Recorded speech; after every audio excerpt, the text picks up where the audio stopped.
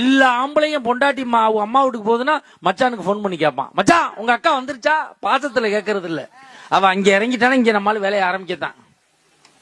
என் பொண்டாட்டி போன வாரம் ஊருக்கு போயிட்டா, திருப்பி போன் பண்ணா வர்றேன் அப்படின்னா, ஐயோ வர்றாளா? வீட்டை கூட்டி பெருக்கி மாப்பு போட்டு தொலைச்சு சாம்பிராணி புகையெல்லாம் கிளப்பி விட்டேன்.